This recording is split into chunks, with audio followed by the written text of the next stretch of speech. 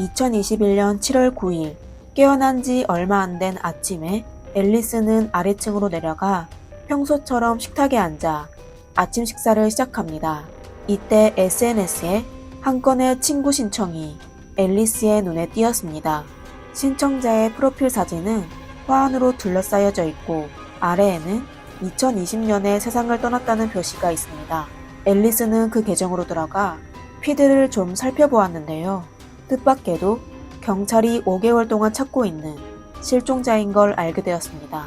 앨리스는 그녀의 미스터리한 실종 사건을 이전에 들은 적이 있었는데 아주 인상이 깊고 스토리가 기괴해 시간이 꽤 흘렀음에도 기억하고 있었습니다.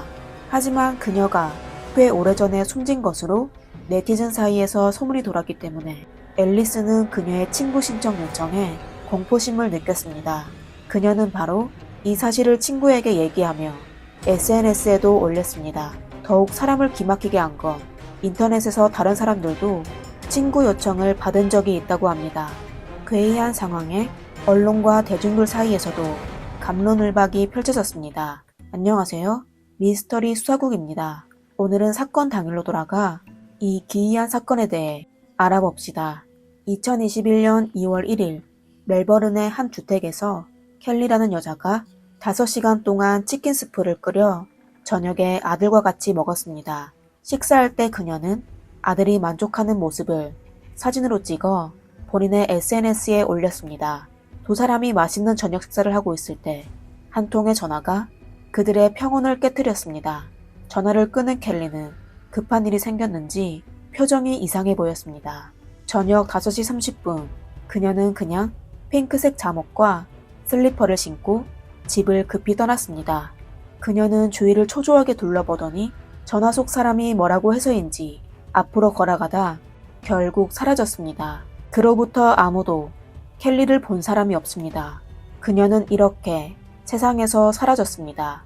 미스터리하게 사라진 여자의 이름은 주 켈리 장이라고 하며 사건 당시 34살이었습니다. 그녀는 이혼한 후 7살 아들과 같이 호주에 있는 멜버른 에핑의 원체스터 거리에서 살고 있었습니다. 평상시 그녀는 주로 구매 대행 일을 했습니다. 켈리는 30대이지만 몸매 관리를 잘하여 여전히 매력적이었습니다. 사교성도 좋았던 그녀는 친구가 아주 많았습니다. 그리고 그녀는 자녀 문제에 있어 인내심이 많고 좋은 어머니 역할을 해왔습니다. 하지만 그녀와 아들의 평범하고 행복한 생활은 그녀의 실종으로 산산조각이 났습니다. 2월 2일 경찰은 그녀의 실종 사건을 조사하기 시작했습니다. 앤드류 스탠퍼드가 담당으로 이번 사건을 조사했는데요. 그는 켈리의 집 근처를 전면 수색했지만 아무런 단서를 찾지 못했습니다. 스탠퍼 형사는 실종의 이상함을 느끼곤 사건 파일을 확인하며 그녀가 갑자기 사라진 이유를 곰곰이 생각해 보았습니다. 우선 켈리가 가출했을 가능성은 없었습니다. 만약 그녀가 가출했다면 잠옷만 입고 현금도 챙기지 않은 채 나가진 않았을 겁니다. 그리고 갑자기 일이 생겨 한동안 자리를 비우게 되더라도 며칠 동안 아들에게 연락 한 통 없이 가지는 않았을 것입니다. 스탠퍼는 이러한 상황을 배제한 후 그녀가 납치된 게 아닐까 했지만 켈리의 가족과 친구들이 범인으로부터 협박 전화를 받은 적도 없다고 하여 납치의 가능성도 배제하였습니다. 추측하면 할수록 스탠퍼의 고민은 더욱 깊어졌습니다. 그는 켈리가 이미 인신매매를 당했거나 아니면 납치되어 다른 곳에 감금되어 있을 가능성이 높다고 생각했습니다. 그리고 켈리가 전화를 받고 급히 외출했다면 범인이 지인일 가능성이 높았습니다. 생각 끝에 스탠퍼는 조사 방향을 바꾸게 되었습니다. 2월 4일 스탠퍼는 켈리와 연관된 사람을 경찰서로 불러 신문하기 시작했습니다. 우선 켈리의 전남친 준 성탄, 일명 샘 탄을 불렀습니다. 사건 당시 탄은 35세였고 말레이시아 사람이고 호주에서 배관공 일을 했습니다. 그는 외적으로 매력은 없는 편이었는데요. 약간 뚱뚱하고 눈은 작고 피부도 꽤 까무잡잡했습니다. 스탠퍼의 질문에 탄은 아주 침착하게 사건 당일에 있었던 일을 아무런 감정 없이 진술하기 시작했습니다. 그는 그날 마침 초저녁에 켈리의 집에서 켈리 모자와 같이 저녁 식사를 했다고 했습니다. 그리고 식사를 마친 후 켈리는 산책하러 가야겠다며 아들을 그에게 맡긴 후 나갔는데 다시 돌아오지 않았습니다. 스탬퍼는 계속하여 탄에게 켈리가 갑자기 외출한 이유를 아냐고 물었습니다. 그러자 탄은 바닥을 내려보며 고개를 내저었습니다. 스탬퍼는 어딘가 찝찝하고 부자연스럽다고 생각했습니다. 수사 중 탄은 아무런 감정 없이 아주 평온했는데 여자친구를 잃은 사람처럼은 보이지 않았습니다. 하지만 스탬퍼는 계속하여 질문하지 않고 탄을 돌려보냈습니다. 다음으로 신문을 받게 된 사람은 켈리와 멜버른에서 가장 친한 친구 캐디였습니다. 켈리가 실종되고 나서 그녀는 켈리에게 여러 번 연락하였습니다. 그러다 켈리의 핸드폰이 계속 꺼져 있자 걱정이 되었던 캐디는 경찰에게 연락하여 도움을 요청한 적이 있었습니다. 스탬퍼는 캐디를 통하여 켈리가 책임감이 강한 엄마라 절대 아들을 가족이 아닌 다른 사람과 같이 있게 하지는 않을 거라는 걸 알게 됐습니다. 그리고 스탬퍼는 탄에 대해 더욱 수상한 점을 발견했습니다. 탄의 진술에 따르면 켈리는 실종 당일 전화를 받은 후 아들과 탄을 집에 두고 바로 집을 나갔습니다. 하지만 이건 평소 켈리의 일처리 방식과 달랐는데요. 분명 탄이 거짓말을 한 것입니다. 스탬퍼는 또 캐디에게 켈리와 탄의 연애 관계에 대해 물었습니다. 캐디는 잠시 생각하더니 사실 그 둘은 몇 주 전부터 사귀기로 한 거였어요. 그리고 켈리는 둘의 관계에 대해 고민이 많았거든요. 2월 1일에 저희가 통화한 적이 있었는데요. 켈리가 남자친구와 헤어지고 싶어 했어요. 그런데 이유는 잘 모르겠어요. 라고 말했습니다. 스탬퍼는 캐디의 진술을 조용히 듣다가 이게 단순한 실종 사건이 아니라는 걸 느끼게 됐습니다. 그 당시 확보된 단서가 너무 적어 스탬퍼는 다시 켈리의 이웃을 방문하여 조사하기로 계획하였습니다. 그는 켈리의 집 주위에 CCTV가 있는지 확인하였습니다. 그러다 한 이웃의 CCTV 영상에서 예상치 못한 단서를 얻게 되었는데요. 2월 1일 오후 4시에서 2월 2일 아침 8시 사이에 두 대의 의문의 차량이 에핑과 돈키스터 인근에서 나타나는 걸 발견하게 됐습니다. 에핑은 켈리가 거주하고 있는 지역이고 돈키스터는 탄이 일하는 곳이었습니다. 이에 따라 스탬퍼는 탄에 대한 의심이 점점 더 확신으로 바뀌어 갔습니다. 차량을 확인하고 나서 스탬퍼는 이웃에게 사건 당일 어떤 수상한 일이 있었냐고 물었습니다. 이웃은 그에게 이상한 소리를 들은 적이 있었다고 했습니다. 평상시 켈리는 사람들에게 매우 친절하며 소란도 피우지 않았으며 종종 요리하는 소리와 잔잔하게 얘기하는 소리만 났었다고 했습니다. 하지만 그녀가 실종된 지 몇 시간 후 이웃은 심상치 않은 아주 큰 소리를 듣게 되어 본인만 아니라 다른 사람들도 잠에서 깨어났다고 말했습니다. 그리고 다른 한 명의 이웃도 2월 2일 새벽 4시쯤 2명에서 3명의 남자가 15분 정도 이야기하는 소리를 들었다고 진술하였습니다. 이건 과연 우연일까요? 그리고 범인이 한 명이 아니라 여러 명이라는 뜻일까요? 지금 당장 확인할 수 있는 건 켈리에게 분명 무슨 일이 일어났으며 탄은 무언가를 알고 있었습니다. 결국 탄은 켈리 실종 사건의 중요한 인물로 지목되었습니다. 스탬퍼는 탄을 통하여 사건에 대해 더 깊이 수사하기로 했습니다. 하지만 예상치 못하게 경찰이 다시 탄을 찾으려고 했을 때 그가 사라졌습니다. 그는 경찰 조사를 피하기 위해서 도망간 것으로 추정되어 경찰은 그를 유력한 용의자로 지목하였습니다. 하지만 그에 대한 정확한 증거 자료가 없어 구속영장을 발부할 수 없었습니다.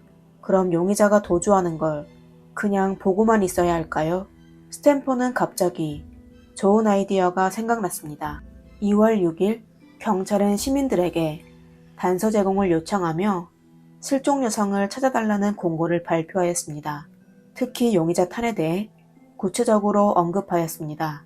그리고 사건 당일에 나타난 수상한 차량을 묘사하여 사람들에게 이 차량을 운전하여 멜버른을 떠난 남자를 찾아달라고 도움 요청을 하였습니다.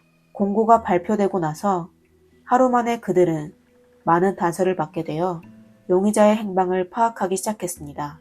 2월 7일 오후 스탠퍼 경찰은 동료와 같이 공항으로 달려가 호주를 떠나려는 샘 탄을 체포하여 경찰서로 데려왔습니다.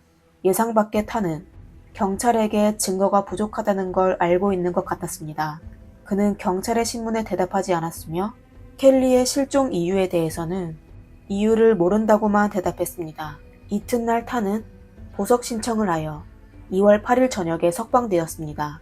가장 유력한 용의자가 떠나 모든 단서가 끊어지자 스탠퍼는 분노에 빠졌지만 어쩔 수가 없었습니다. 그리고 탄이 보석 기간에 다시 외국으로 탈출한다고 해도 할 수 있는 게 없었습니다. 만약 계속 유력한 증거를 확보하지 못하면 사건은 아마 더욱 심각해질 거고 진범은 영원히 처벌을 받지 않을 것입니다. 사건이 미궁 속에 빠져 있을 때 새로운 단서가 나타났습니다. 알고 보니 탄은 사건 발생 후 이웃을 찾아가 CCTV를 설치했는지 물어본 적이 있었습니다. 설치되지 않은 곳이 있는 걸 확인하고서는 한시름 놓은 듯 자리를 떠났다고 했습니다. 스탠퍼는 탄의 이상한 행동을 회상하며 켈리가 아마 2월 1일 실종됐을 때 이미 목숨을 잃었을 수도 있다는 생각이 들었습니다. 켈리가 숨진 사실은 슬프고 안타깝지만 새로운 수사 방향이 생각났습니다. 숨진 켈리만 찾을 수 있다면 탄이 범인이라는 걸 증명할 수도 있다는 생각이 들었습니다. 스탠퍼는 자신을 범인으로 상상하여 본인이 범행을 저질렀다면 어떻게 다른 사람의 관심을 피해 숨진 켈리를 처리할 수 있는지를 생각했습니다. 사건이 발생한 지 일주일이 넘었지만 경찰은 여전히 피해자가 발견됐다는 제보를 받지 못했습니다. 그럼 이건 피해자가 은폐되어 숲이나 강에 버려졌을 가능성이 높았습니다. 실제로 장기간 숨진 사람을 곁에 둔다는 것도 범인 입장에선 안전하지 않았습니다. 인적이 별로 없는 폐쇄된 공장이 있었는데 아마 한 사람을 숨기기에 가장 유력한 장소였습니다. 경찰은 추측한 곳을 방문하여 수색하기 시작했습니다. 자신의 추측에 자신만만했던 스탠퍼는 범인을 체포하는 장면을 상상했습니다. 그는 바로 경찰을 출동시켜 의심되는 지역을 수색하기 시작했는데요. 경찰은 주변 주민들의 협조에 수색 범위를 좁혀갔는데 안타깝게도 하수구든 덤불이든 어디에서도 켈리의 흔적을 찾을 수 없었습니다. 그동안의 경찰의 노력은 모두 헛수고였을까요? 도대체 어디가 잘못됐을까요? 스탠퍼는 우울해하며 사건 조사를 완전히 포기하였습니다. 이렇게 시간은 하루 또 하루 흘러가게 되어 켈리의 실종 사건은 미스터리로 남겨질 것만 같았습니다. 그러다 어느 날 스탠퍼는 상사의 재촉으로 사건 파일을 다시 정리하게 됐는데요. 그는 갑자기 탄을 회상하며 본인이 범인을 너무 똑똑하게 생각한 게 아닌가 싶었습니다. 탄이 똑똑해 보이지 않았기 때문이죠. 혹시 그가 범죄를 저지르고 당황하게 되어 숨진 켈리를 쓰레기통에 버린 게 아니었을까요? 본인의 추측을 확인하기 위해 그는 부하 직원들과 같이 6월 15일에 멜버른 북부에 있는 매립지를 찾아가 다시 수사하기 시작했습니다. 그러다 6월 18일에 스탠퍼의 추측이 증명되었습니다. 경찰은 쓰레기장에서 인체의 일부를 찾게 됐는데요. DNA 비교 결과 켈리로 확인되었습니다. 켈리가 발견되자 사건 수사는 순조롭게 진행되었습니다. 하지만 이어 발생한 일이 또 사건을 기괴하게 만들었습니다. 7월 10일 한 여자가 숨진 켈리로부터 SNS 친구 요청을 받았다는 게시글을 올렸습니다. 이 소식을 접한 네티즌들은 묘한 공포심을 느꼈습니다. 그러자 다른 네티즌들도 최근에 켈리로부터 친구 요청을 받은 적이 있다고 말했습니다. 한동안 온갖 소문이 인터넷에 퍼지게 됐습니다. 물론 일부 냉정한 네티즌들은 보이스 피싱범 같은 사기꾼들이 명의를 도용하여 사기를 치는 게 아닌가 하는 의심을 하기도 했습니다. 하지만 켈리의 친구도 친구 요청을 받아 수락했었는데요. 그 계정을 운영한 사람이 켈리 본인임이 틀림없다고 했습니다. 사건은 갑자기 복잡해졌습니다. 동영상 시작 부분에 앨리스가 가장 먼저 게시글을 올려 켈리가 본인을 추가했다는 사람입니다. 그녀는 상대방에게 누군가 물어본 적이 있었는데 회신을 받지는 못했다고 했습니다. 이건 그냥 누군가의 장난이었을까요? 아니면 다른 숨겨진 비밀이 있는 걸까요? 경찰은 해당 아이디로 연락해 보았지만 상대방은 아무런 대응을 하지 않았습니다. 7월 16일 스탬퍼는 수집된 증거를 들고 멜버른 법원에 탄을 공식적으로 기소하였습니다. 탄은 통역과 함께 화상회의로 멜버른 법원에 출석하였습니다. 하지만 경찰은 여러 이유로 법원에 자세한 증거를 제출하지 않았습니다. 우선 피해자의 부검 결과가 아직 나오지 않았고 경찰은 화학 추적학자와 지리학자의 보고를 기다려야 했습니다. 그리고 몇 명의 증인도 법정에 출석하지 않았습니다. 이러한 상황에서 탄은 법정에서 본인이 다른 사람의 말을 이해할 수 있다고만 하고 아무 대답도 하지 않았습니다. 최종 법원에서는 2022년 3월 21일부터 5일간 재판을 통하여 고의상해 혐의로 기소 여부를 판결하겠다고 하였습니다.